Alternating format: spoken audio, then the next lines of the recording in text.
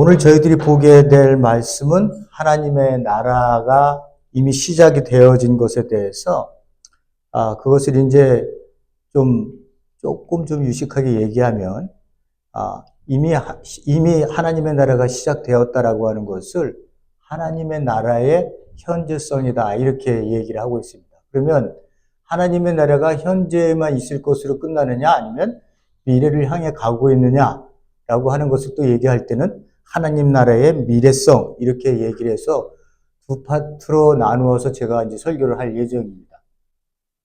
현재성은 다음까지 볼 거고요. 미래에 대한 측면은 좀 한 3-4시간은 봐야 됩니다. 이제 그러한 순서로 저희들이 나가려고 하니까요. 저번 시간에 저희들이 하나님의 나라가 오는 것인가 가는 것인가 또 하나님의 나라, 하늘나라는 하늘천 나라고 한문으로 써서 우리는 번역을 해놨습니다만 그 예수님께서 말씀하셨던 그 천국이란 단어가 가는 것인가? 왜 마태복음에만 이것이 쓰여졌는가? 그리고 하나님의 나라가 그럼 무슨 뜻인가? 그 의미가 무슨 뜻인가? 하나님은 알겠는데 나라라고 하는 건 또 무슨 뜻인가? 라고 하는 거기까지만 저희들이 봤습니다. 그냥 가장 기초적인 거죠. 그렇지만 가장 중요하고 우리가 기대를 이스라엘 백성들이 가졌던 것처럼 우리도 우리의 시각이 이스라엘 백성들이 가졌던 그 시각으로 돌아가서 2000년 전에 내가 그 자리에 있었다면 예수님께서 메시아로 오신 그 하나님 나라의 선포를 유대인들처럼 그렇게 받아들일 수 있었을까? 거기에 대한 질문을 하지 않잖아요. 그죠? 백성들이 이렇게 모아서 하나님 나라가 뭡니까? 라고 질문을 하지는 않습니다. 왜? 다 알고 있으니까. 근데 우리는 이방인이니까 지금 이 시간, 2000년이 지난 이 시간에서 우리가 그거를 생각하려고 하니까 우리가 우리 마음대로의 해석이 잘못되어진 결과로 맺어질 수 있다. 그래서 예수님께서 말씀하신 천국이란 단어는 마태복음만 나오는데 이 마태복음에서 나오는 이 천국을 오해를 해서 우리가 자꾸만 죽어서 가는 곳으로만 생각하는 예수 믿고 구원받고 천국 간다고 하는 이 단계로만 이렇게 생각을 하지 그 천국이 이 땅에 와서 우리로 하여금 아버지의 뜻이 무엇인지를 알아서 이 땅에 교회가 형성되어지고 그들의 삶이 하나님이 부르시는 그날까지 하나님 나라가 완성되어지는 그날까지 교회의 시대가 연속되어져서 그 나라가 무엇인지를 이 세상에 보여주고 구원의 삶이 무엇인지를 보여주기 위해서 이 교회가 이 땅에 존재하고 있다고 하는 것에 대해서는 우리가 생각을 하지 못하는 거죠. 그런 얘기도 제가 말씀을 드렸습니다. 그래서 그 한계가 뭐냐? 천국을 간다고 생각했던 사람들의 한계가 뭐냐? 윤리 부재로 우리 한국교회에 나타났다는 거예요. 윤리가 완전히 없어지고 어차피 내가 천국을 받아서 구원 가는 거니까 내 윤리가 뭐 조금 덜하면 어때? 그렇지 않고 조금 생각을 해서 그래도 좋은 일을 하다 가야지 이 꺼낸 게 이제 결국은 조직신학에서 얘기하는 성화의 단계인데 이 성화라고 하는 것을 우리가 구원과 떨어져 있는 것으로 생각하고 구원이 받으면 그 다음에 이제 성화의 단계로 열심히 좋은 일을 해야지. 이런 식으로의 단계로 우리가 그 구원이라고 하는 것, 그 서정 그것을 생각했기 때문에 한국교회가 굉장히 큰 문제를 갖게 되었다는 거예요. 그게 윤리 부재로 나타났고 윤리 부재는 결국 일반 사람들로부터 일반 믿지 않는 그리스도인들로부터 지탄을 받을 수밖에 없었고 그래서 교회는 지금까지 추락을 했어요. 교회들의 숫자가 그리고 또 성도님들의 숫자들이 많이 줄어들고 있는 현실을 보게 됩니다. 어쩌면 당연할 수도 있고요. 교회로 그렇게 많은 사람들이 모일 수 있는 곳이 아니에요, 교회는. 정말로 자기를 버려야만이 십자가를 얘기해야만이 고난을 얘기해야만이 내가 그 삶에 동참하겠다고 하는 사람이 오는 것이 교회지 예수 믿고 천당 간다는 그 간단한 논리를 갖고 그래서 하나님이 구원받았으니까 나에게 이 땅에서 모든 그 하는 행위에 복을 주실 거야. 그래서 복을 많이 받아서 우리가 이 땅에 살면서 잘 살다가 하나님 부르시면 가야지 라고 얘기를 하니까 사람들이 오지 교회가 예수 그리스도의 십자가에 남은 고난을 채워야 되는 것입니다. 우리가 갈 때까지 그 고난을 채워야 된다라고 얘기하면 누가 오겠어요? 누가? 그렇게 많은 사람들이 막 와갖고 등록하고 1천만이라고 하는 교회가 성도들이 생길 수 있겠냐? 그건 거짓말이에요. 그건 잘못된 거고요. 신앙을 우리가 호도해서 우리가 가짜 그리스도인들을 많이 만들어낸 거예요. 그러니까 결국은 이제 한계점이 올라갔다가 계속 추락하는 지금의 우리 모습을 보고 있는 겁니다. 당연해요. 당연합니다. 그러니까 우리 그리스도인들이 복음에 대한 그 분명한 이해를 잘 알고 있었더라면 작지만 이것이 이제 나중에 보겠습니다만 하나님 나라가 그 성장하는 모습으로 천천히 이게 자라나게 되어 있는데 이거는 우리가 지금 뭔가를 편법적이고 비복음적인 모습들이 교회 안에 들어와서 우리를 즐겁게 한 거예요. 우리를 즐겁게 한 거예요. 하나님의 나라가 드러난 게 아니라 우리가 즐거워서 우리끼리 좋아서 우리끼리 은혜 받았다고 해서 우리가 늘어난 거예요. 그러니까 줄어들 수밖에 없는 거죠. 그죠? 그건 당연한 현상이지만 어떤 현상이 일어나든 우리는 그리스도인으로 어떻게 살아야 된다는 것에 대한 분명한 인식을 갖게 되면 그것이 나한테 중요한 거지 성도들이 얼마나 늘어났냐 줄었냐 이것은 다음 문제입니다. 그것은 하나님이 하시는 일이에요. 그러니까 우리가 잊어버려서는 안 되는 것이 천국 그러면 예수님 말씀하신 천국은 착하게 살다가 그리스도인이 죽어서 가는 공간적인 개념이 아니다. 라고 하는 것을 여러분들이 인식하시고 말씀을 읽으셔야 분명한 해석에 예수님이 의도하시는 뜻을 이해할 수 있다라고 하는 것을 다시 한번 말씀을 드립니다. 자,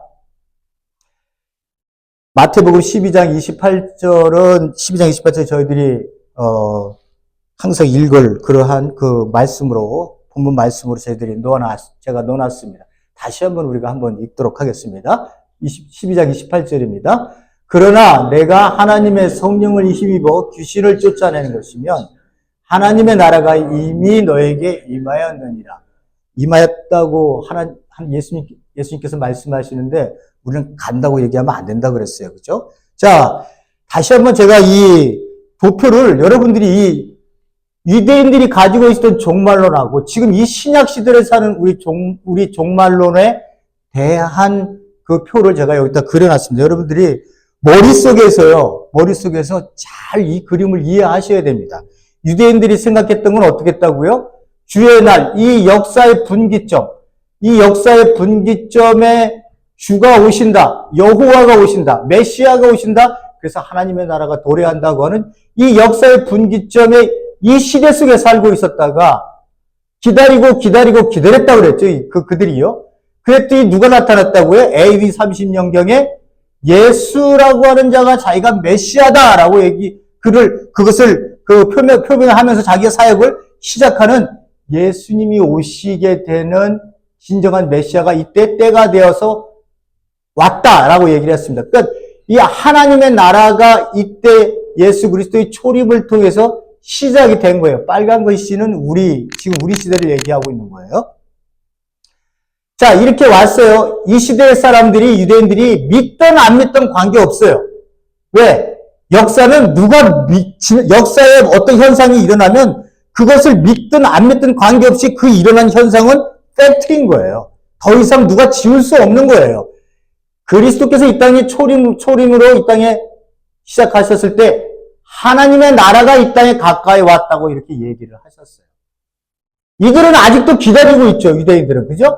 그래서 이들이 기다렸었던 메시아가 오면 이 오는 세상을 얘기를 했습니다. 하나님이 전적으로 통치하는 세상.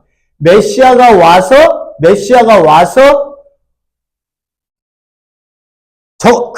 사단을 지금까지 통치했을 때 이 사단의 통치를 없애버리고, 그죠? 하수인이었던 로마 제국뿐만 아니라 이방의 모든 나라들이 그 메시아 앞에 무릎 꿇는 그날, 개벽천지하는 날이에요. 이 날, 하나님의 통치가 온전히 이루어지는 그 날을 기다렸는데, 예수님이 오셨는데도 그들은 믿지 않았고, 우리는 어떻게 해요? 그가 오셨기 때문에 하나님 나라가 시작되어 하나님의 통치가 이제 시작이 되었다라고 하는 것을 우리는 받아들이는 거예요. 그러면 하나님 나라가 통치가 되는데 여기에 사단이 없느냐? 그렇지 않아요. 세상의 역사가 이스라엘 백성들이 생각했던 것처럼 그런 세상이 온 게 아니라 시작이 되어서 점점 커져가는, 하나님의 통치가 커져가는 그런 세상을 예수님께서 메시아로 이 땅에 시작을 하신 거예요. 그 세상이, 그 오는 세상, 영생이란 단어가 나오잖아요. 그죠? 우리 복음서에도 보면. 그 세상을 우리가 지금 갖게 되는 거예요. 율법사가 오더니 영생을 어떻게 얻을 수 있습니까? 이렇게 얘기를 하잖아요. 그죠? 이 영생을 얻는다는 것은 뭐예요? 오는 세상을 얘기하는 거기 때문에 이 메시아가 오셔서 새로운 백성이 되면 율법사가 하는 말이 내가 그럼 거기에 어떻게 들어가야 되는 거죠? 이렇게 얘기를 하는 거예요. 근데 우리는 어떻게 해요? 오는 세상이 이미 왔다는 거예요.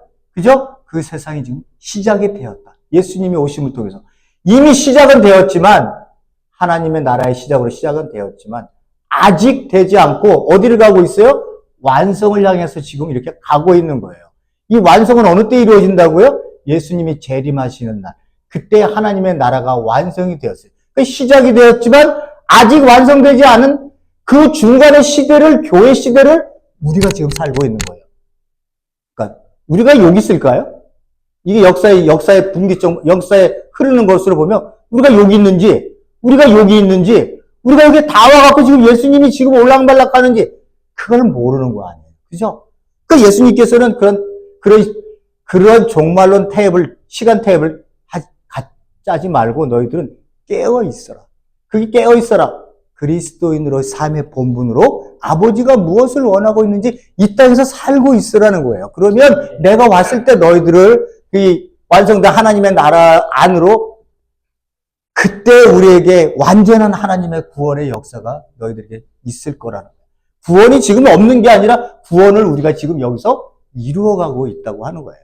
그리스도 하나님의 백성으로요. 이렇게 그림이 전체적으로 이렇게 그려져 있습니다. 여러분들이 요 생각을 하시면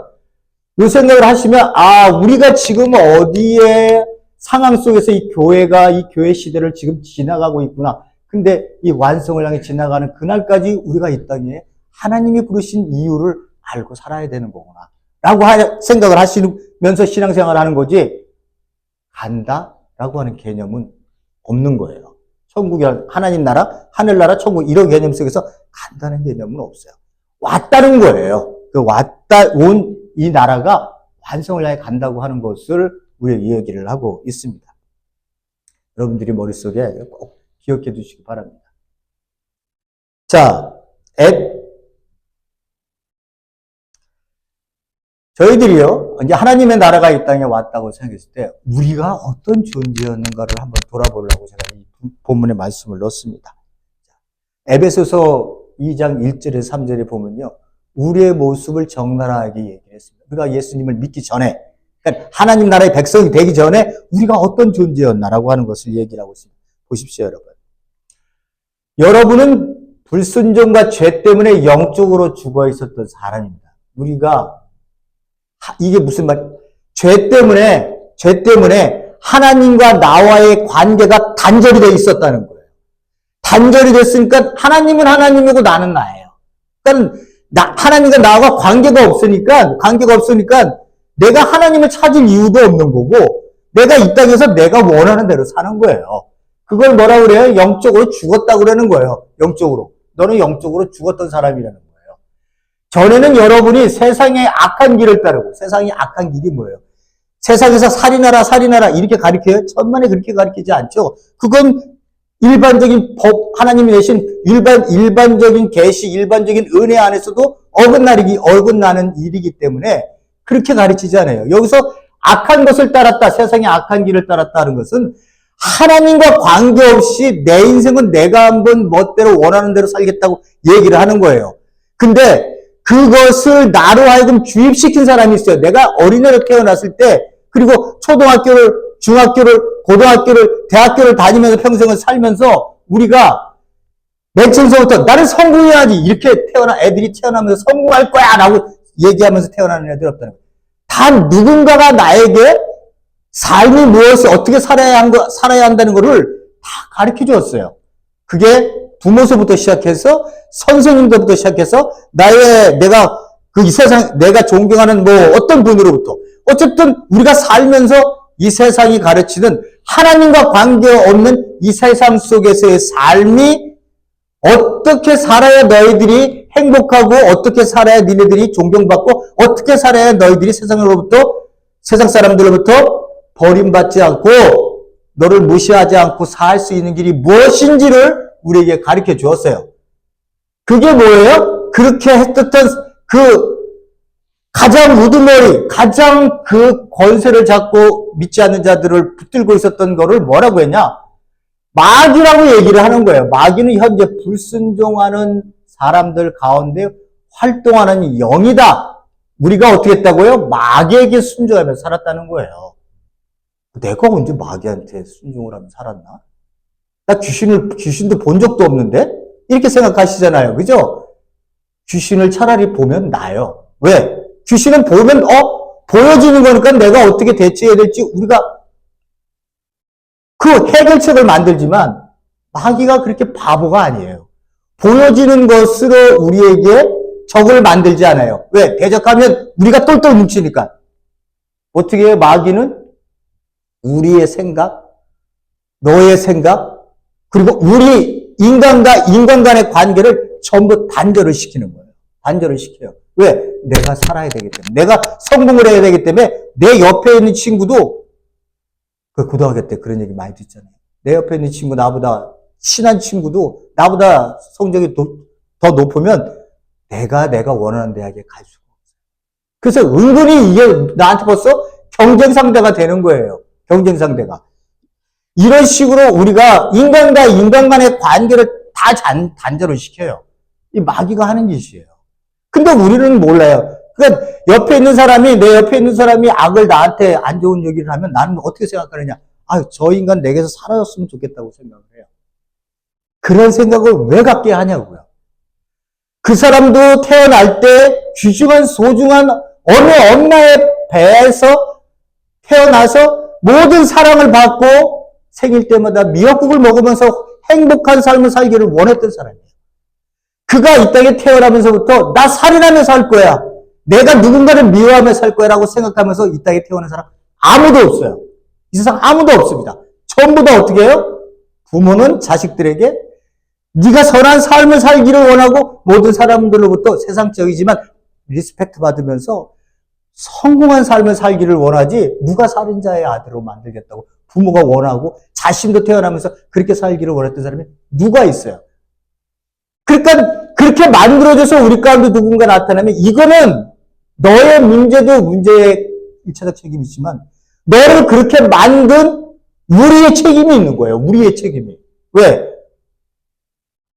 내가 너에게 그 옆에 누군가가 너를 따뜻하게 대해주고 너를 인격적으로 대해주고 너를 품어주었다면 그냥 이런 사람이 안 됐을 텐데 우리 사회 이웃이 관계를 전부 끊어놨기 때문에 내가 살기 위해서는 너를 생각하기 이전에 내가 먼저 살아야 되기 때문에 내 가족이 먼저 살아야 되기 때문에 너를 돌보지 않은 거예요. 너를. 그러니까 어떻게 해요? 관계가 끊어지니까 이 관계가 끊어지면 어떤 한 사람이 악한 것에 자기의 인생을 바쳐서 살다가 누가 따뜻하게 품어주지 않으니까 이 사람이 그런 짓을 결과적으로 내놓는 거죠. 그러니까 그 사람의 문제예요. 나중에 우리가 하나님께서 우리가 하나님 계신 곳에 가서 이 세상을 보게 하시면 이 땅에 권력을 갖고 가졌다고 하는 자들이 받아야 될 벌은요. 저는 엄청 클 거라고 생각해요. 그들이야말로 살인자인 거예요. 그들이야말로. 정치를 잘못하는 사람들 때문에 이렇게 사회가 이런 식으로 정책을 잘못 위반을 해갖고 이 불쌍하고 우리가 단절돼서 내쫓아서 내에게서 좀 없어졌으면 좋겠다고 생각하는 이 사람들의 내 책임을 저는 하나님이 그 사람들한테 물을 거라고 생각을 해요. 우리 교회는. 그죠? 우리 교회는 이거로부터 해방될 수 있어요? 그저 우리 교회 잘 되기만을 얘기하는 거예요. 우리 교회만 부흥하면 되지. 이 사고의식을 갖고 있는 한 하나님의 나라 그런 거 입에 꺼내지도 말아셔야 돼요. 입에 꺼내지도 마셔야 돼요. 나 행복해. 나만 행복하면 끝이야. 옆에 있는 사람이 불행해하는데 그럼 그 불행이 나의 불행으로 내가 되어져야 되는 거 아니에요. 그게 내가 이웃을 내 몸과 같이 사랑하라는 그 내 몸과 같이 사랑하라는 그 사랑이 그냥 단순하게 내가 아유 치운한 마음 가졌다고 되는 말이에요. 이게 그렇게 될 수 있는 거예요. 그렇게 되기 힘드니까 그렇게 되기를 원하는 사람으로 아버지 앞에 무릎 꿇고 일생을 살아가기를 하나님께 기도하는 거 아니에요? 우리가 그렇게 살아왔다는 거예요. 불순종의 아들. 그래서 여기 이 역대는 육체 원하는 대로 살았어요. 마음이 원하는 대로 살았어요. 그 결과가 뭐예요? 하나님의 진노하심밖에 없었다는 거예요. 우리가 그 가운데 살았다는 거예요. 이게 회개가 안 되면요. 이게 회개가 안 되면 하나님의 나라가 왔다는 것에 대해서 기쁨이 없어요. 자, 보세요. 요한복음 8장 44절에 제가 한번 말씀드렸습니다. 마지막 보세요. 아버지가 악마에게, 너희는 아버지인 악마에게서 났어. 이렇게 얘기를 하는 거예요. 그러니까 우리의 아버지는 누구예요? 육신의 아버지가 아니라 우리의 아버지는 뭐예요? 악마예요. 악마에게서 났다는 의미는 악마가 따르고 악마가 가르쳐 주는 대로의 그 습성을 내가 가지고 이 세상을 살아왔다는 거예요. 그는 처음부터 살인한 자다. 진리가 없다. 그는 거짓말을 할 때 본성에서 그렇게 하는 것이다. 그는 거짓말장이요 거짓의 아비이기 때문이다. 그러니까는 아까 저희들이 여기서 봤었던 것처럼 이 여기서의 마귀가 우리를 순종하게 만들어서 우리로 살게 한 그 모든 것이 뭐예요? 거짓말이었다는 거예요. 성공하면 그 네 인생은 떠받림 말고 너는 귀한 존재야 이렇게 생각되어지는 그렇게 생각해서 세상 사람들로부터 알게 하고 따르게 하고 그렇게 만들려고 하고 내가 노력해서 가려고 했었던 그 모든 것들을 하나님이 보시면서 너 쏘았어. 세상의 악마 너희들 가운데 있는 이 불순종의 영이 너희들을 쏘이고 있는 거야 지금. 그게 니네들이 살아야 될 내가 이 땅에 보낸 그리고 그리스도를 믿게 한 그 목적이 아니야. 라고 하는 것을 얘기를 하는 거예요. 그러니까 내가 교인이 되었는데 내가 교회에 와서 그리스도의 하나님 믿는다고 고백을 하는데 내 사고의식이 하나도 변하지 않았어. 내 사고의식이 하나도 변하지 않았어.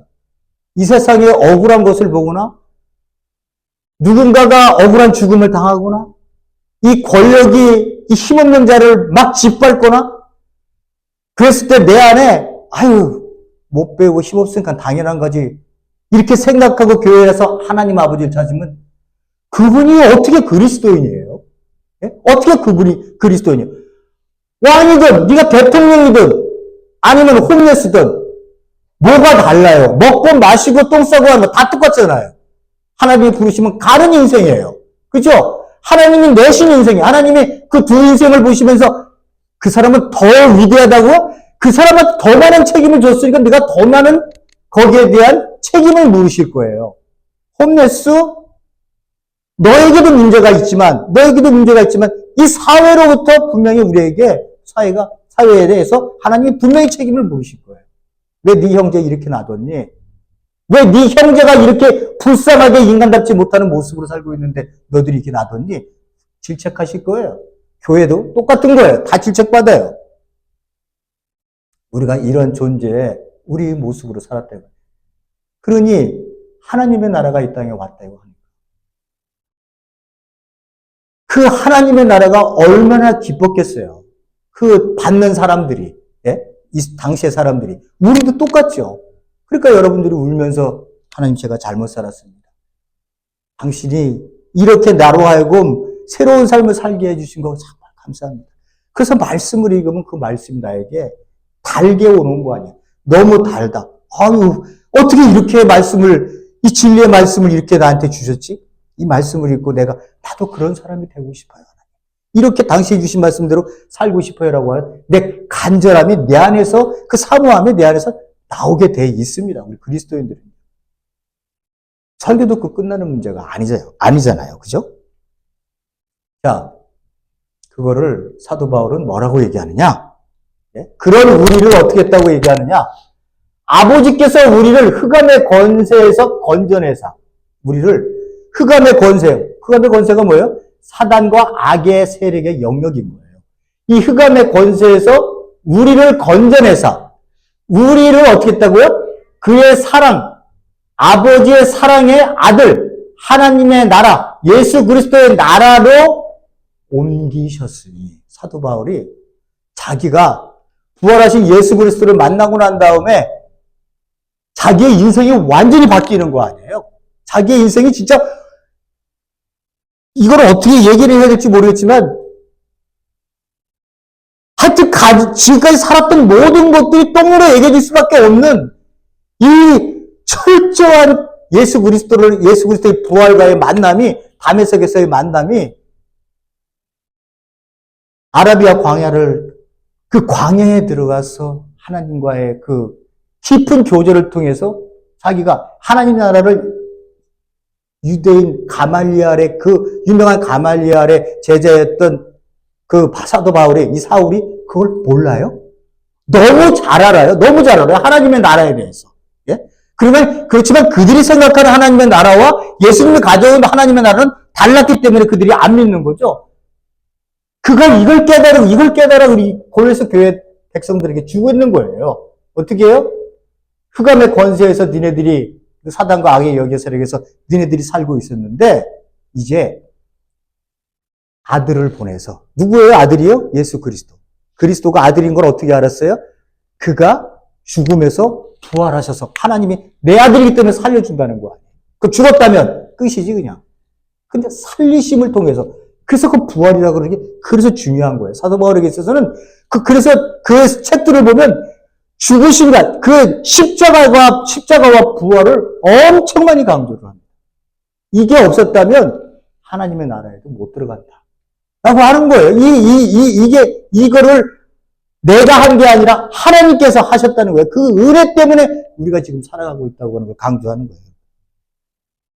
흑암의 권세에서 아들의 나라로 우리를 옮기셨다는 거예요. 이 의미를 여러분 잘 아셔서 우리가 어떻게 지금 이 땅을 살고 있는지를 생각하셔야 된다는 거예요. 그 우리만의 고백이 아니라 사도 바울이 교회에 준 고백인 거예요. 너희들의 정체를 바로 알으라고요. 자, 보세요. 하나님 나라가 이 땅에 임했다라고 얘기하는 걸 제가 여러분 그냥 간단하게 막 얘기하면서 여러분들이 얘기했습니다만은 누가복음 10장 23절에서 24절 표현 구절도 있습니다만 마태복음에 자 보십시오. 예수께서 돌아서 제자들에게 따로 말씀하셨다. 너희가 보고 있는 것을 눈으로 보는 눈은 복이 있다. 내가 너에게 말한다. 많은 선지자와 왕이 너희가 지금 보고 있는 것을 보고자 하였으나 보지 못하였고 너희가 지금 듣고 있는 것을 듣고자 하였으나 듣지 못하였다. 이렇게 얘기하고 있습니다. 이거는요, 70명 또는 72명의 제자들을 파송을 시키면서 예수님이 파송을 시키면서 너희들이 하나님의 그 동네에 들어가서 병든 자를 고치고 그 병든 자에게 하나님의 나라가 가까이 왔다고 얘기해라. 가까이 왔다. 그럼 우리 생각에 우리 사고의식은 올 거다라고 하는 생각이 우리의 개념이지만 그들은 그렇지 않았다 그랬어요. 이 앵기켄이라고 하는 단어는 이미 와서 활동하고 있다고 얘기하는 것을 말씀을 드렸어요. 그러니까 병을 고친다. 하나님 나라가 가까이 왔다라고 하는 얘기는 하나님의 나라가 와서 하나님의 왕으로 통치하셔서 어떻게 해요? 사단의 나라에 속해 있었던 백성들을 해방시키는 역할을 내가 하고 있다는 거예요. 인간을 회복시키고 있다는 거예요. 그 결과의 하나를 어떻게 된다고요?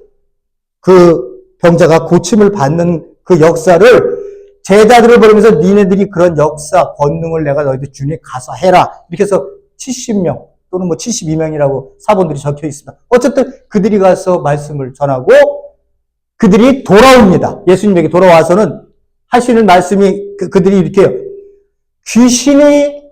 귀신이 우리의 명령에 항복하나이다. 이렇게 얘기를 합니다. 그 의미를 그걸 딱 예수님께 들으시고는 이렇게 말씀을 하시는 거예요. 너희가 지금 앞에서 내가 보내서 너희들이 백성들과 함께 보낸 그 가운데서 일어났던 그 일들을, 그러니까 즉 병자가 고쳐지고 하나님의 나라가 선포되어지는 일을 이 많은 선지자들 그리고 많은 왕들이 그것을 얼마나 보고 싶어 했는지 몰랐다는 거예요. 얼마나 보고 싶었는지 몰랐다는 거예요. 그걸 또 얼마나 그런 소리를 듣기를 원했는지 몰랐다. 그들이 얼마나 그걸 기다렸는지 몰랐다고 하는 거예요. 그들이 이렇게 이 많은 선지자, 하나님이 선택한 이 많은 선지자와 왕들이 지금 너희들이 펼치고 있었던, 사역했었던 거기서 일어나는 모습들을 그들은 기다리며 그 날을 보기를 원했고 듣기를 원했는데 그들은 아무도 듣지 못했다. 그것을 누가 보고 있다고요? 너희가 보고 있다는 거예요. 그러니까 그 눈은 복이 있다. 이렇게 얘기해요. 복이 있다. 그러면 또 뭔 복을 줄래나? 하나님이 돈이라도 챙겨주실란가? 이런 생각을 하지 마시고 새로운 시대를 하나님이 통치하고 계심을 그들이 보고 있는 그 눈에 복이 있다고 하는 거예요. 우리가 그러니까 그리스도인들 이 땅에 살면서 지금 우리가 행복한 이유가 뭐예요?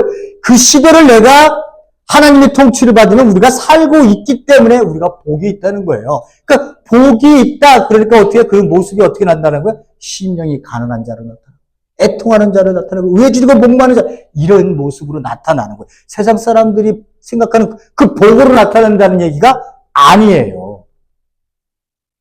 마태복음 13장은요, 천국에 대한 이야기를 다 끌어놨습니다. 이 천국이라는 말 잘못 쓴 거죠. 그죠? 뭐라고 써야 된다고요? 원래는요? 하늘나라가 원문이에요.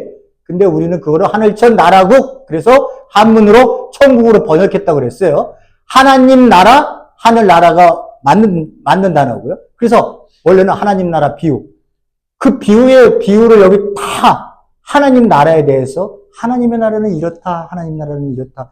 하나님 나라의 그 특성에 대해서 그런 모습들을 예수님께서 요 13장에 전적으로 말씀을 해 주신 거예요. 씨 뿌리는 자로부터 여기에 제가 또 나중에 보게 됩니다. 보이비분의 씨 뿌리는 자를 시작으로 해서요. 마지막 종결의 집주인의 비유. 여기를 끝을 내고요.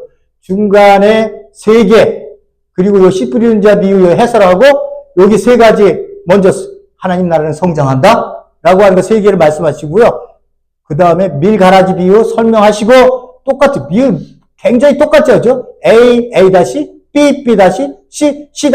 딱 이렇게 아무렇게나 막 적어놓은 게 아니에요. 그 마태가. 자, 우리가 보려고 하는 것은 이거 2가지예요. 마지막에 나오는 이 파트인데 감추어진 보화의 비유하고 좋은 진주의 비유. 이 부분이 하나님의 나라가 이 땅에 임했다라고 하는 것을 우리에게 보여주고 있는 부분입니다. 자, 그 부분을 보도록 하겠습니다. 자, 첫 번째. 천국은, 여기서 여러분들이, 천국은, 그러면 또 어떤 사람들은 어떻게 해요? 이 천국이 죽어서 가는 천국을 얘기하는 거예요. 네? 그렇게 생각하시면 안 된다고 그랬죠. 그럼 이 해석, 여기 있는 것들, 전부 다 잘못 해석하고, 다른 데로 가게 돼 있어요. 이 땅에 임한 하나님 나라의 통치는, 이 땅에 임한 하나님의 나라는 마치 밭에 감추인 보화 같으니 사람이 이를 발견한 후 숨겨두고 기뻐하여 돌아와서 자기 소유를 다 팔아 그 밭을 샀느니라. 자, 보세요. 제가 하나님의 나라가요, 밭에 감추어져 있어요. 감추어져 있으니까 어떻게 해요? 보이지 않아요. 은닉성을 얘기를 합니다. 보이지 않는 거예요. 근데 누군가가 그걸 발견했어요. 도덕적인 얘기를 하지 말고요. 이 얘기는 이스라엘 백성들이 로마인이나 유대인이나 이 얘기는요, 너무 많이 들었던 얘기들이에요. 예수님이 그걸 비유로 갖다 쓰셔서 그런 거지. 그 사람이 이걸 들으면서 그 얘기를 딱 모르겠어요. 에이, 나도 그 얘기 알아. 근데 저걸 천국과 비교해서 하나님의 나라를 비교해서 얘기를 하네. 이렇게 듣게끔 예수님 말씀하시는 거예요. 하나님의 나라는 밭에 감추인 부와 같으니 사람이 이를 발견하다 숨겨두다가 부정 과거예요. 이미 하나님의 나라가 어디에 숨겨져 있는 거예요. 근데 누구나 다 볼 수 있는 게 아니라는 거죠. 예? 그래서 그것을 누군가 숨겨뒀는데 그것을 발견했어요. 발견하고 난 다음에 그가 너무 기뻤던 거예요. 너무 기뻤던 거예요. 제가 아까 말씀드렸죠. 이 세상 속에서의 삶에 참으로 비참함을 느꼈던 자가 하나님의 나라가 등장했다니까 눈이 번쩍 뜨갖고 그 나라에 들어갔더니 내가 원하는 세상이니까 너무 좋은 거예요. 너무 좋은 거예요. 그래서 여기서 기뻐하여 돌아가서 자기의 소유를 다 팔아. 자기가 가지고 있는 소유를 다 팔을 수 있을 만큼의 가치, 이 무한한 가치 있는 것이 뭐라는 거예요? 하나님의 나라라. 발견하지 못했다면 모를 일이지만 발견을 한 자는요. 어떻게 해요? 이 부정과거. 이것은 과거로서 숨겨져 있는 거는 과거고요. 그가 기뻐해서 돌아와서는 자기 소유를 다 팔아서 밭에 사는 건 현재 동사로 되어 있습니다. 그렇게 동사를 분리해서 썼어요. 그러니까 이 사람이 하나님 나라를 발견하고는 자기가 가지고 있는 모든 것을 다 팔았다. 다 팔았다. 여기 진주장사도 보니까 어떻게 해요? 자기 소유를 다 팔아. 이렇게 얘기했더니 설교하면서 야, 하나님 천국에 가기 위해서는 예수님을 믿었지. 그 천국 가기 위해서는 집에 있는 재산 교회에 팔아가고 교회에 다 헌금해. 이런 식으로 설교하시면 큰일 나는 거예요. 제가 그런 설교를 들었거든요. 그렇게 하는 사람은 그렇게 해야 된다고. 그러니까 소유를 다 팔아야 된다 그랬더니 집에 있는 거, 가치 있는 거 팔아갖고 하나님한테 다는 못 들어도 이만큼은 드릴 수 있거든요. 작정 헌금해. 이런 식으로 복음을 왜곡하면 안 되는 거예요. 복음 왜곡하면. 기뻐하여 돌아와서 이 세상에서 살던 그 삶의 모습이 아니라 하나님의 나라를 발견하고는 기뻐해서 돌아와서는 자기가 가지고 있는 소유를 다 팔았다는 의미가 내가 가지고 있는 물질뿐만 아니라 내 생명, 내 모든 것을 하나님께 주는 거예요. 하나님께서 관리, 소유권을 다 넘겨주는 거예요. 하나님, 제 거 아무것도 없어요. 당신의 나라에 들어오니까 제가 내 거라고 주장할 게 있는 게 아무것도 없습니다. 당신께 모든 거 다 맡겨. 내 소유권을 다 드립니다. 내 생명조차도 내가 내 것이라고 생각했는데 그것도 아니라는 것을 알았습니다. 당신 마음대로 하십시오. 부르시면 가겠습니다. 이렇게 자기의 소유를 다 판다는 의미는 그런 의미인 거예요. 내 모든 소유권을 하나님께 맡기겠다는 거예요. 돈, 내가 가지고 있는 생각, 내 지식들, 내 자녀들, 내 생명까지도, 내 부모님들까지도 모든 내가 알고 있는 이 모든 것 다 당신께 넘깁니다. 당신의 통치 안에서 그들이 섭리를 이루어갈 수 있기를 원합니다. 저는 당신 앞에 무릎 꿇고 그 나라 안에 있는 것만으로 행복합니다. 당신이 원하시는 대로, 부르시는 대로 길을 가겠습니다. 이게 자기 소유를 다 판다는 제 인생을. 하나님이 무슨 돈이 좋아요? 하나님이 돈 좋아하세요? 그래서 여기 팔아서 돈 내라고 하는 거예요? 아니에요. 그거를 지금 현대동사로 쓰고 있거든요. 그런 자가 있다는 거예요. 두 번째 보세요. 천국은, 하나님의 나라는 마치 좋은 진주를 구하는 장사 같은, 값진 진주 하나를 만나면 가서 자기 소유를 다 팔아 그 진주를 샀는, 여기서는요, 진주를 샀는데 이 사람은 어떻게 했어요? 과거 동사를 쓰고 있습니다. 이 사람은 그러니까 어떻게 한 거예요? 하나님의 나라를, 이 사람은 여기서는 진주로 얘기했습니다만, 저는 보화로 얘기하고요. 하나님의 나라를 발견하고는 자기 소유를, 하나님 제 인생 모두를 당신께 다 드립니다. 하나님 저를 통치해 주세요. 당신의 통치 안으로 제가 들어갑니다. 이렇게 해서 지금 과거 그 나라 안으로 들어온 자가 있다는 거예요. 그 나라 안으로 들어온 자가 있다는 거예요. 여기서는 어떻게 해요? 지금 들어가는 자가 있다고 얘기를 하고, 여기 이미 들어가 있는 자가 있다는 거예요. 그러니까 어떻게 된 거야? 하나님의 나라가 있다. 왔어요. 왔다는 얘기예요? 온다는 얘기예요? 이미 와 있다는 얘기예요. 그거를 발견하느냐, 발견하지 못하느냐는 발견한 자의 모습을 우리는 여기서 얘기를 하는 거고, 거기에 관심도 없고, 발견을 어떻게 하겠어요? 야, 이 세상은 가짜 사상인 것 같아. 암만 해도. 예수가 누군지 한번 알아볼까? 교회에서 뭘 얘기하는지 좀 들어볼까? 성경을 한번 읽어볼까? 뭔가를 찾는 사람들이 있을 거 아니에요.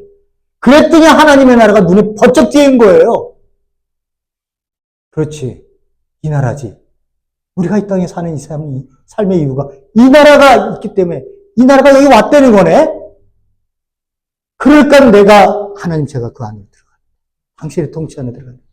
어떤 뜻이라도 내가 부족하지만 그 뜻을 따라가려고 제가 걸음마서부터 시작해서 기는 것부터 시작해서 신앙의 발걸음을 걸어가겠습니다.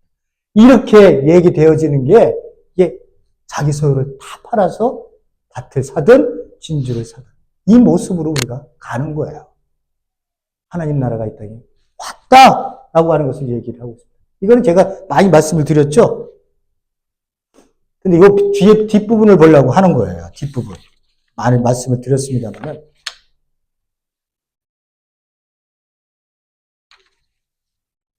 자, 보세요. 이게 이제 앞절은 내가 이제 그 벙어리, 맹인된 벙어리를 이제 쫓아내니까, 귀신을 쫓아내니까, 뒤니까 이제 바리새인들이 거기에 대해서 예수님을 비난하는 거예요. 그랬더니 예수님이 비난하는 것에 대한 답을 말씀하십니다.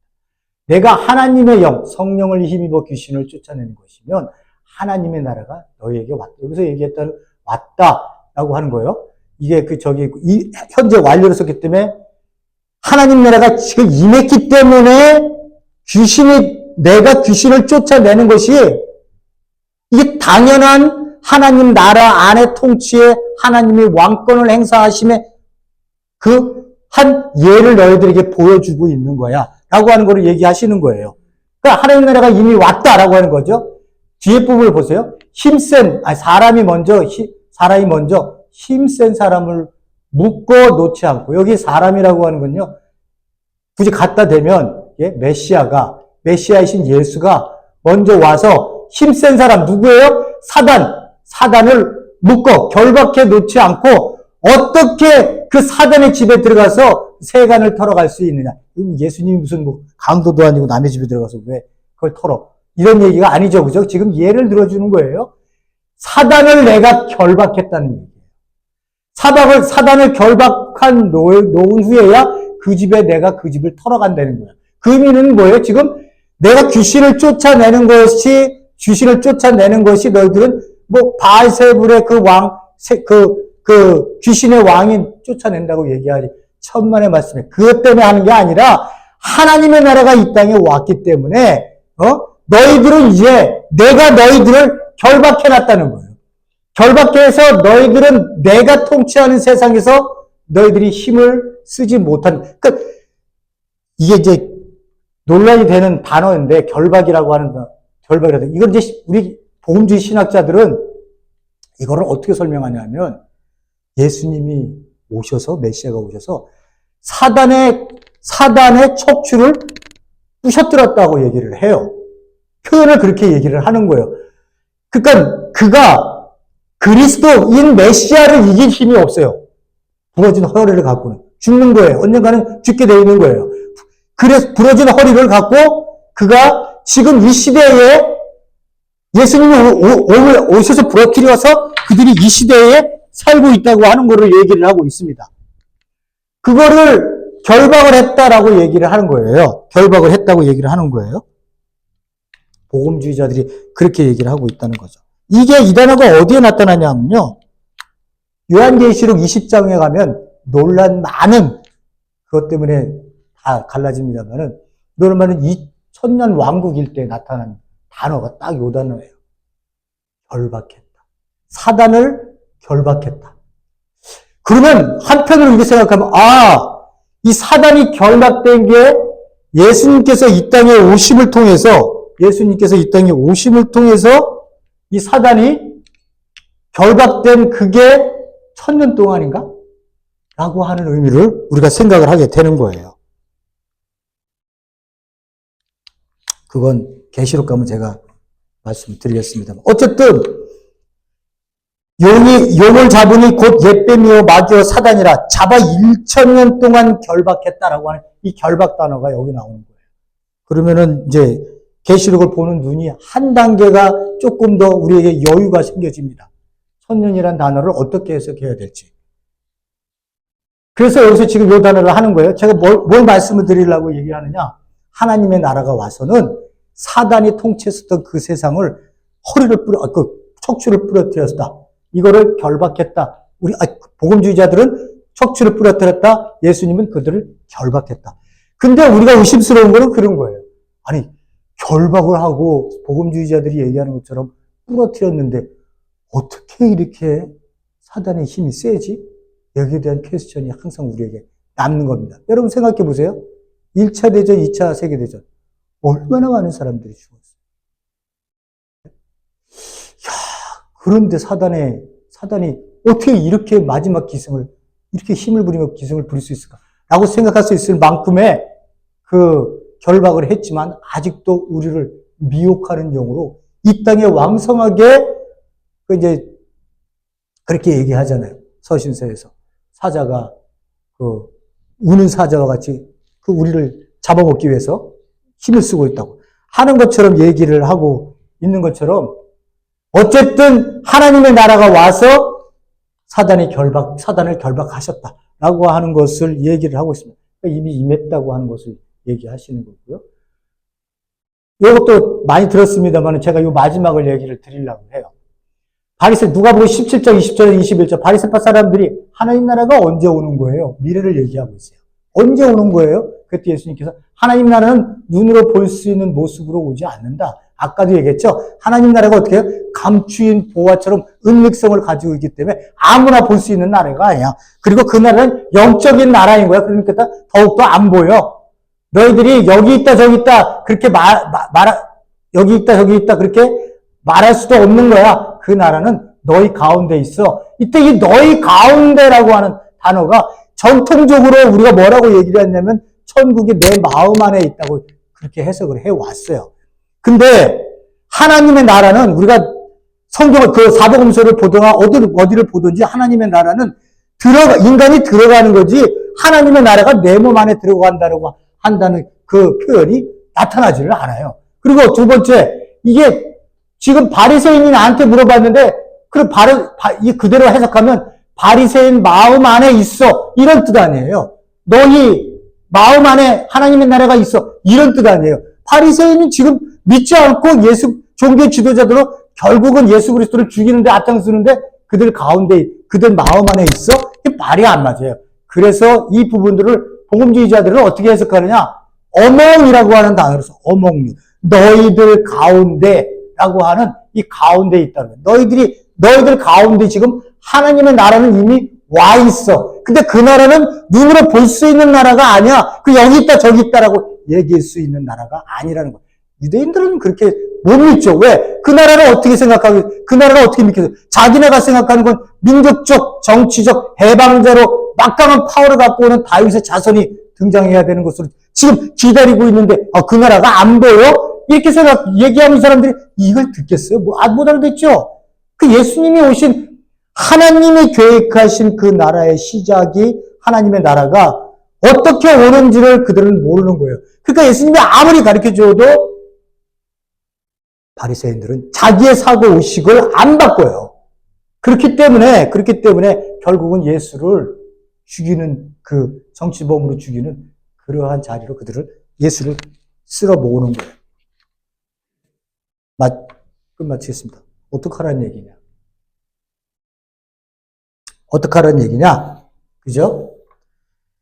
하나님의 나라가 임했다. 그럼 우리나라는 어떻게 살아야 된다고 예수님이 말씀하십니까? 너는 그의 나라와 의를 먼저 구하라고 말씀하세요. 지금 이제 2000년이 지난 우리가 성경을 읽어서 하나님 나라가 임했다고 알았어요. 그러면 어떻게 살아야 되는 게 중요한 거예요. 그죠? 알았으니까 이제 어떻게 살아야지. 그때 예수님 뭐라고? 너는 그의 나라와 의를 구해. 이게 뭐라고 그랬어요? 하나님이 나를 통치하셔서 그 통치함을 받은 내가 삶으로 그 삶을 살게 해 주십시오. 이거를 먼저 기도하라는 거예요. 그죠? 그 삶을 구하라고 얘기를 하는 거예요. 근데 그 삶이라는 게 쉽지 않으니까 우리가 봤던 것처럼 더 나은 의가 쉽지 않아요. 그러니까 어떻게 하라고요? 너 자신을 부인하고 십자가로 죽어야 되는 거야. 라고 하는 것을 예수님이 말씀하시면서 우리로 그래야 너는 나를 따라올 수 있어. 이렇게 얘기가 되는 거예요. 예? 근데 이거를 거부하면 어떻게 해요? 내가 원하는 대로 내가 마음대로 살고 싶어. 내가 소유한 게 있는데 내 소유권은 내 거지 왜 당신 거야? 라고 얘기를 하고 내 삶의 영역을 하나님께 드리지 아니하면 나에게 그 어떤 하나님의 나라 안에서 누릴 수 있는, 맛볼 수 있는 그 체험을, 하나님 나라의 그 영적인 체험을 내가 누리지를 못해요. 내가 하나님 앞에 저 죽겠습니다라고 하는 이 고백이 하나님 앞에 내가 먼저 있었을 때 내 주장대로 하지 않게 도와주세요. 아버지, 당신의 뜻이 일어나기를 원해요. 누구를 통해서? 다른 사람은 저는 모릅니다. 일단은 저를 통해서 좀 드러나게 해주세요. 내가 하나님과의 관계 속에서 아들과 하나님과 관계 속에 있다면 이 관계가 그쪽으로 가야 되는 거예요. 거기 이렇게 가는 사람을 보고 하나님의 나라에, 그러니까 하나님의 통치에 있는 사람. 온전히 그것만을 생각하고 있구나. 이렇게 생각을 되는 거예요. 그래서 사도 바울이 갈라디아 2장 20절에서 이렇게 얘기를 합니다. 잘 들어보세요. 내가 그리스도와 함께 십자가에 못 박혔네. 내가 죽었다는 거예요.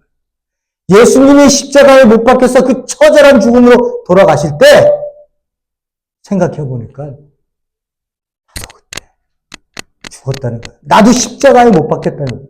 죽었다는 거예요, 나도. 그런즉 이제는 내가 산 것이 아니에요. 내가 지금 산다고 내가 사는 거는 생존하기 위해서 이 세상에 준 악마가 사단이 준 그 불순종의 영에게 준 살아야 돼. 어떻게 해서 살아야 돼? 돈을 많이 벌어야지, 주머니 챙겨야지, 권력까지. 이렇게 사는 거를 산다고 얘기하지 않아요. 그런즉 이제 내가 사는 것은 오직 내 안에 그리스도께서 사신 것이라. 그리스도가 내 안에 계셔서 나를 통치하는 것 때문에 내가 산다는 거예요. 그러기 위해서 내가 죽어야 되는 거예요. 내가 죽지 않는데 어떻게 예수 그리스도가 나를 통해서 하나님의 뜻을 드러낼 수가 있겠어요? 예? 이제 내가 육체 가운데 사는 것은 그래도 가지고 있는 내 육체는 있으니까 이 사는 것은 나를 사랑하사 나를 위하여 자기 몸을 버리신 하나님의 아들을 믿는 자 안에서 그 믿는 믿음 안에서 내가 사는 것이다. 사도 바울이 이렇게 얘기를 하고 있습니다. 내가 죽어야 내가 모든 내 소유를 당신께 드려야 그래야 내가 살 수 있다는 거예요. 내가 살 수 있다. 내가 살기 위해서 몸부림치는 게 아니라 내가 버려져야 내가 하나님께 맡겨져야 내 생명까지 하나님께 맡겨져야 부르시는 그날까지 내가 진짜 살 수 있다.